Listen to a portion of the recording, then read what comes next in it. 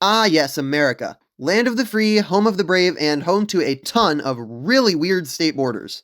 Many of these are super arbitrary and don't take demographics or geography into account at all. So today, I, Zig, am going to be attempting to fix the map of the US states. Please keep in mind that this is not meant to offend anyone and this is just for fun. I don't actually have any power to change any state borders, so if your state got smaller or whatever, then please don't attack me. Alright, anyways, let's get started with New England. So, New England has a bunch of little tiny states. I think we can kind of shrink this region down from 6 states to 4. So, I'm going to combine Maine and New Hampshire into a new state called Acadia. I think Maine and New Hampshire are very similar. I mean, Vermont is also quite similar to them, but I decided to keep Vermont as a separate state, but give them some of the Adirondacks of New York.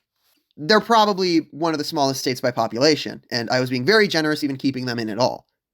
Moving to southern New England, Rhode Island doesn't really have any reason to exist, so I'm just going to annex it into Massachusetts. And in order to nerf Massachusetts, I'm going to give all the area pretty much west of Worcester to Connecticut, so that Connecticut owns more of the Connecticut River going all the way north to the borders of Vermont and Acadia. I should probably also mention that New England is one of 15 different regions I've added to the USA. I grouped these based on places with similar demographics or geography. So I'm thinking regions might be another level of governance along with the state and national, but there are already too many layers of government, so I'm not sure about that. I've decided not to change any national borders except for Alaska and Hawaii, which I've given independence, because without them there is a nice clean 60 states. Moving on to the next region, the Central East Coast. I'm making a state for the New York metro area, including southern New York and northern New Jersey, so now the whole NYC area, including Stamford, Connecticut, is all united. Similarly, I made a state for the Philly area, comprised of southeast Pennsylvania and southern New Jersey. As for the rest of Pennsylvania, I've restricted the state to mostly just the Susquehanna Basin, with the borders being based on river basins and the Mason-Dixon line. And it's now a more rural state without Philly or Pittsburgh. As for the Delmarva Peninsula, I've given it its own state as well. It is a pretty wimpy state, but Delaware already exists, and Delaware is useless. At least now the state makes sense and comprises the whole peninsula, and it doesn't have a random massive city in the north. Maryland, I've restricted it to the central region of the state, but I've also given it DC. So it now includes the Baltimore, DC area.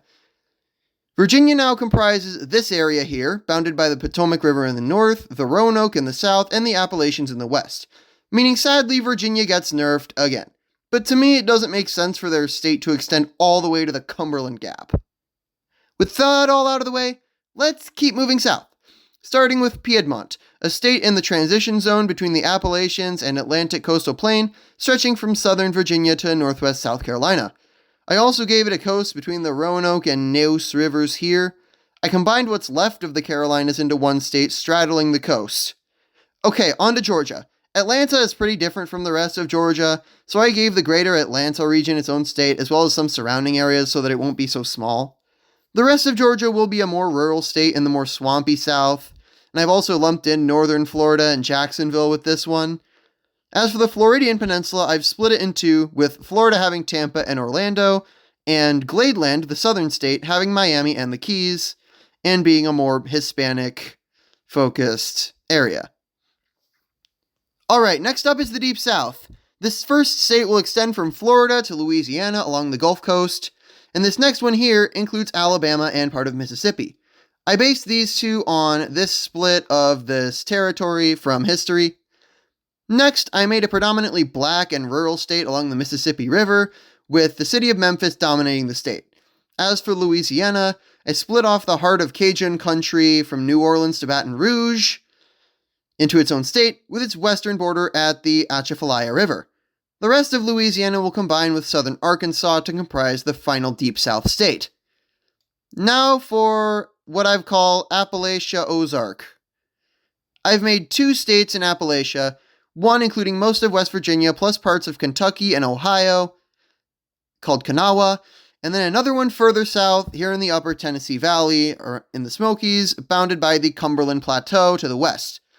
I've combined all the flatlands in here between the Ohio and Tennessee rivers into one single large state which will dominate this region. Finally, I included Ozarkia in this region due to having more cultural and geographic similarities to the Middle South than any other nearby region. Great Lakes region.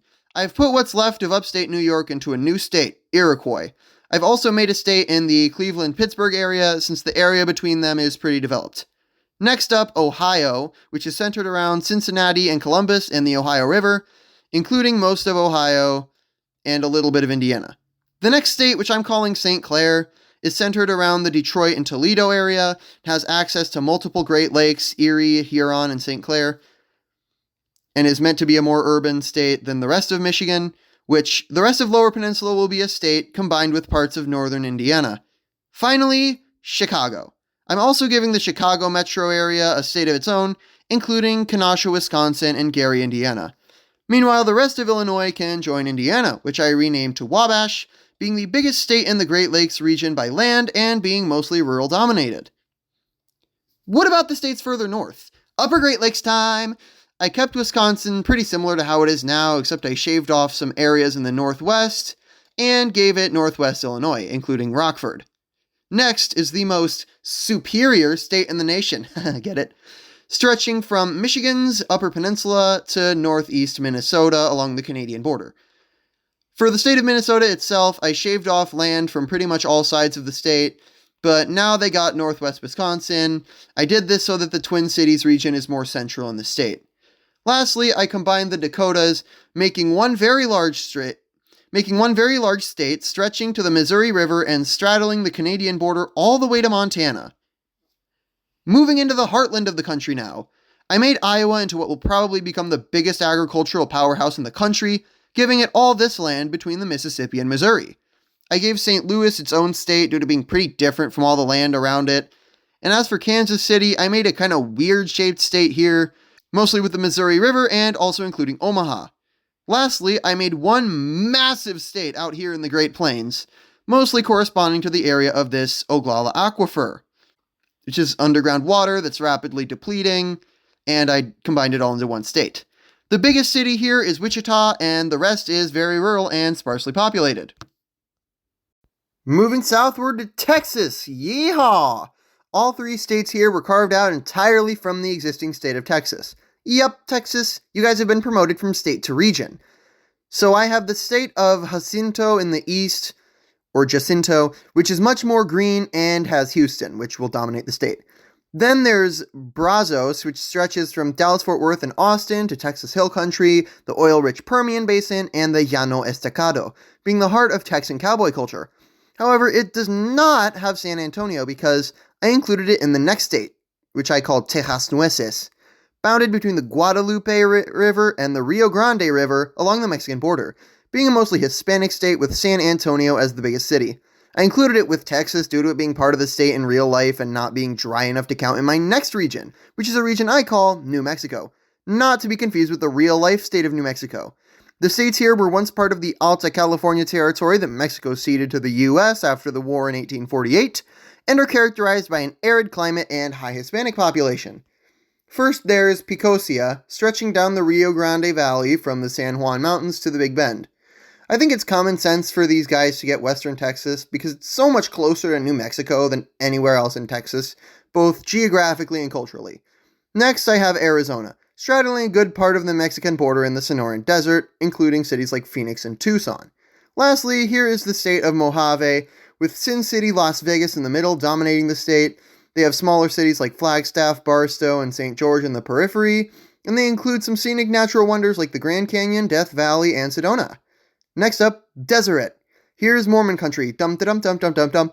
I basically gave it all of Utah, cutting off at the Colorado and Green Rivers to the east, some neighboring land in Idaho and Wyoming, as well as most of the Great Basin Desert in Nevada. I struggled on who to give this land to, as it wasn't similar enough to any surrounding states and is too sparsely populated to make sense as a state on its own, so Deseret just gets it. You're welcome, Mormons, you just got a bunch of nearly empty desert. Now for the rest of the Rocky Mountain states, which there are only two. The first is Colorado, which is basically the real Colorado but shifted northwest, since I think East Utah and South Wyoming are more related to Denver than West Kansas over here. I also made more natural borders from rivers, mountains, and the eastern border was drawn partially based on elevation. The other Rockies state is Yellowstone up here. This vast swath of land is pretty empty, which justifies me putting the largest state in the country here. Yep, this is the biggest. It just slightly beats out Kiowa. Next up, the Pacific Northwest. Both Washington and Oregon have a massive geographic and cultural shift when you move east of the Cascade Mountains. So I restricted these two to just the part west of the mountains because the east is so distinct. I also renamed Washington to Cascadia since the current name makes no sense. Like, the man was never there and the US didn't even own the area yet when he was president. I put a new state here on the Columbian Plateau, stretching into northern Oregon and the Bitterroot Mountains of northern Idaho. Speaking of Idaho, everyone keeps talking about this greater Idaho because of East Oregon being very similar to Idaho, which I agree with, but I only gave it this small piece of Oregon with borders based on mountain ranges. Plus you lost the panhandle, so at what cost, right? Finally, I combined Southern Oregon and Northern California into this new state, Klamath, which is more fitting of a name than the actual proposed state of Jefferson, who, again, had absolutely no connection to the area. This is meant to be a major conservative and rural stronghold on the West Coast, which we don't really have in our timeline. We end off with a region that definitely isn't controversial in the slightest. Cali has also been promoted from state to region, and I have carved this region up into 3 states. Here's Pacific, which stretches from the Bay Area to Sacramento to Reno. I admit including Reno here was pretty weird since it's east of the Sierra Nevadas, but honestly, there is literally nothing else on that side of the mountains, and the area is too small to be its own state. Next, we got Tulare, including most of the San Joaquin Valley and the Central Coast. Finally, down in the south, we got the state of Pacific. Like New York, this will be one of the most urbanized and densely populated new states in the country, including the whole southern coast of Cali from Santa Barbara down to San Diego. Lastly, there are a few areas I skipped over you might notice here. This is the last region, the native regions, which I lumped into one despite being disconnected. The biggest native state here is Sequoia in modern-day Oklahoma. Probably the biggest travesty in American history is these people getting deported to this land and then kept getting the land they were deported to stolen. So I personally feel like they're at least entitled to this. Realistically, they'd probably be another white majority state in the heartland, but I like to think of this ideal scenario where America keeps its treaties and the natives keep this land. In a similar vein, the area around the Black Hills gets kept by the Lakota Sioux. This might be the least populated new state, so if it wasn't a native area, it'd probably be part of Yellowstone State. And screw it, while we're at it, give the Navajo their own state too. They're big enough, probably bigger than the Sioux. Anyway, that's it. I know I probably pissed off a lot of people, so sorry, please don't cancel me. But I think these borders make a lot more sense than the arbitrary square borders we have in the real United States.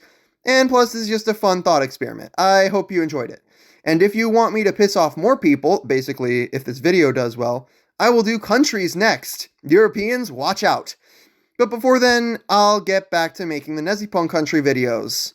Atkaya Dynasty should be next. See you then, and peace.